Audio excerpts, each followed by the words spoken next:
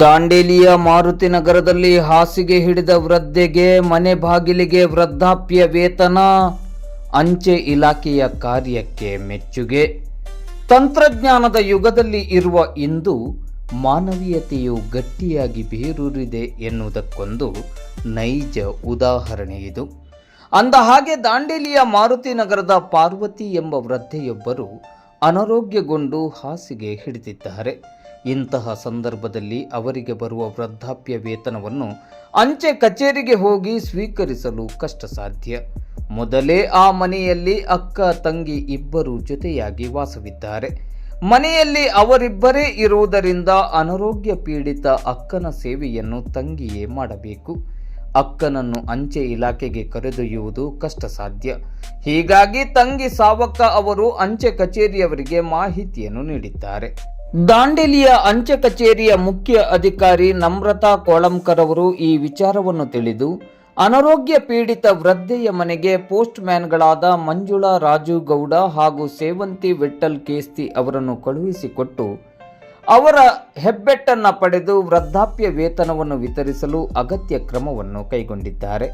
ಹಾಸಿಗೆ ಹಿಡಿದ ವೃದ್ಧೆಗೆ ಮನೆ ಬಾಗಿಲಿಗೆ ವೃದ್ಧಾಪ್ಯ ವೇತನವನ್ನು ನೀಡುವ ಮೂಲಕ ನಿಜವಾದ ಭದ್ರತೆಯ ಮಾನವೀಯ ಕಾರ್ಯವನ್ನು ಮಾಡಿ ಅಂಚೆ ಇಲಾಖೆಯ ಅಧಿಕಾರಿಗಳು ಮತ್ತು ಸಿಬ್ಬಂದಿಗಳು ಎಲ್ಲರ ಮೆಚ್ಚುಗೆಗೆ ಪಾತ್ರರಾಗಿದ್ದಾರೆ. ನಡೆದಾಡಲು ಸಾಧ್ಯವಿಲ್ಲದ ವೃದ್ಧರು ಅಂಚೆ ಇಲಾಖೆಗೆ ಸೂಕ್ತ ದಾಖಲಾತಿಗಳೊಂದಿಗೆ ಮಾಹಿತಿಯನ್ನು ನೀಡಿದ್ದಲ್ಲಿ ಅಂತವರ ಮನೆ ಬಾಗಿಲಿಗೆ ವೃದ್ಧಾಪ್ಯ ವೇತನವನ್ನು ತಲುಪಿಸುವ ವ್ಯವಸ್ಥೆಯನ್ನು ಅಂಚೆ ಇಲಾಖೆ ಮಾಡುತ್ತದೆ ಎಂದು ದಾಂಡೇಲಿ ಅಂಚೆ ಇಲಾಖೆಯ ಮುಖ್ಯಾಧಿಕಾರಿ ನಮ್ರತಾ ಕೋಳಂಕರ್ ಅವರು ಇಂದು ಶುಕ್ರವಾರ ಮಧ್ಯಾಹ್ನ 12:30 ಗಂಟೆ ಸುಮಾರಿಗೆ ಮಾಧ್ಯಮಕ್ಕೆ ನೀಡಿದ ಮಾಹಿತಿಯಲ್ಲಿ ತಿಳಿಸಿದ್ದಾರೆ. ಒಟ್ಟಿನಲ್ಲಿ ಅಂಚೆ ಇಲಾಖೆಯ ಅಧಿಕಾರಿಗಳು ಮತ್ತು ಸಿಬ್ಬಂದಿಗಳ ಮಾನವೀಯ ಕಾರ್ಯಕ್ಕೆ ಹ್ಯಾಟ್ಸ್ ಆಫ್ ಹೇಳಲೇಬೇಕು. ಆಮೇಲೆ ರೀ ಪೆನ್ಷನ್ ತಗೊಂಡ್ ಬಂದು ಕೊಟ್ರಿ ಪೋಸ್ಟ್ಲಿಂದ, ಮತ್ತೆ ಭಾಳ ಖುಷಿ ಆತ್ರಿ ನಮ್ಗ. ಇಲ್ಲ ಅಂದ್ರೆ ನಮ್ದು ತ್ರಾಸ ಇತ್ತು. ನೀವು ಪೋಸ್ಟ್ ಆಫೀಸ್ನವ್ರಿಗೆ ಹೇಳಿದ್ರಾ? ಪೋಸ್ಟ್ ಆಫೀಸ್ನವ್ರಿಗೆ ಹೇಳಿದ್ರ ಅಕ್ಕನಿಗೆ ಆರಾಮಿಲ್ಲ ಅಂತ ಹೇಳಿ? ಹೌದ್ರಿ, ಹೇಳಿದ ನಂತರ ಅವ್ರು ಈಗ ತಂದು ಕೊಡ್ತಾ ಇದ್ದಾರೆ. ಅಲ್ಲೇ ನಿಮ್ಗೆ ಚಲೋ ಆಯ್ತಲ್ಲ? ಚಲೋ ಆತ್ರಿ. ನಿಮ್ಮ ಹೆಸರಮ್ಮ? ಸಾವಕಾರಿ. ನಿಮ್ಮ ಅಕ್ಕನ ಹೆಸರು? ಪಾರ್ವತಿ ರೀ. ಅಂಚೆ ಇಲಾಖೆ ಆರಂಭದಿಂದಲೂ ಇಲ್ಲಿಯವರೆಗೂ ಕೂಡ ಜನಪರವಾಗಿ ಅತ್ಯಂತ ಬದ್ಧತೆಯಿಂದ ಪ್ರಾಮಾಣಿಕವಾಗಿ ಸೇವೆಯನ್ನು ಸಲ್ಲಿಸ್ತಾ ಇರುವಂಥದ್ದನ್ನು ನಾವು ಗಮನಿಸ್ತಾ ಇದ್ದೇವೆ. ನಮಗೆ ಬಹಳ ಖುಷಿಯಾಗಿದ್ದು ಯಾವುದು ಅಂತ ಹೇಳಿದ್ರೆ, ವಿಶೇಷವಾಗಿ ವೃದ್ಧಾಪ್ಯ ವೇತನವನ್ನು ವಿತರಣೆ ಮಾಡುವಂಥ ಸಂದರ್ಭದಲ್ಲಿ ಹೆಚ್ಚಾಗಿ ವೃದ್ಧಾಪ್ಯ ವೇತನ ಇಲ್ಲಿ ಬಂದು ಪೋಸ್ಟ್ ಆಫೀಸ್ಗೆ ಬಂದು ತಗೊಳ್ಳುವಂತಹ ಒಂದು ಪದ್ಧತಿ ಇದೆ.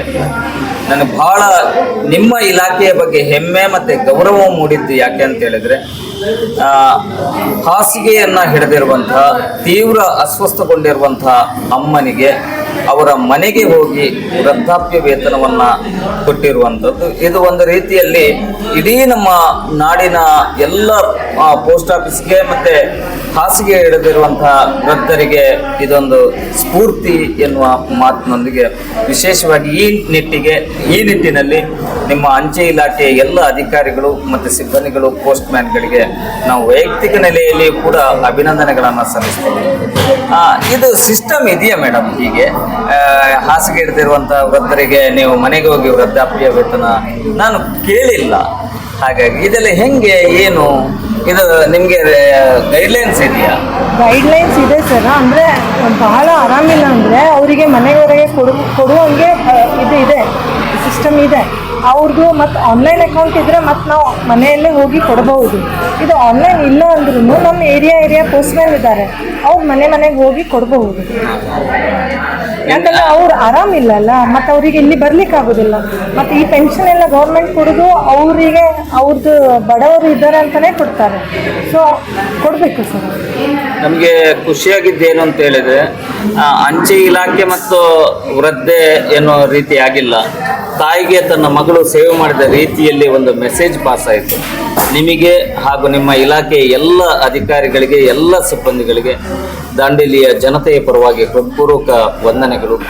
ಈ ರೀತಿ ನಾವು ಯಾಕೆ ಹೇಳ್ತಿದ್ದೇವೆ ಅಂತ ಹೇಳಿದ್ರೆ, ಉತ್ತರ ಕನ್ನಡ ಜಿಲ್ಲೆಯಲ್ಲಿ ನನಗೆ ವಿಶೇಷವಾಗಿ ಜೋಯಿಡದಂತಹ ತಾಲೂಕಿನಲ್ಲಿ ಡಿಗ್ಗಿ ಮೊದಲಾದಂತಹ ಬೆಟ್ಟ ಗುಡ್ಡಗಳು, ಸರಿಯಾದಂತಹ ರಸ್ತೆಗಳಿಲ್ಲದ ಇರುವಂತಹ ಊರುಗಳಲ್ಲಿ ವೃದ್ಧಾಪ್ಯ ವೇತನಕ್ಕಾಗಿ ಆ ವೃದ್ಧರು ಹಾಸಿಗೆ ಹಿಡಿದಿರುವಂತಹ ವೃದ್ಧರಿಗೆ ಅಂಚೆ ಇಲಾಖೆಯವರು ಮನೆ ಬಾಗಿಲಿಗೆ ಹೋಗಿ ವೃದ್ಧಾಪ್ಯ ವೇತನವನ್ನು ಕೊಟ್ಟರೆ ಖಂಡಿತವಾಗಿ ಆ ವೃದ್ಧರ ಮುಖದಲ್ಲಿ ಕೂಡ ನಗುವನ್ನು ತರಲಿಕ್ಕೆ ಸಾಧ್ಯತೆ ಇದೆ. ಆ ನಿಟ್ಟಿನಲ್ಲಿ ನಿಮ್ಮ ಈ ಕಾರ್ಯ ಪ್ರೇರಣೆಯಾಗಲಿ, ಸ್ಫೂರ್ತಿಯಾಗಲಿ. ಇಷ್ಟೊತ್ತು ನಮ್ಮ ಜೊತೆ ಮಾತಾಡಿದ್ರಿ, ಧನ್ಯವಾದಗಳು.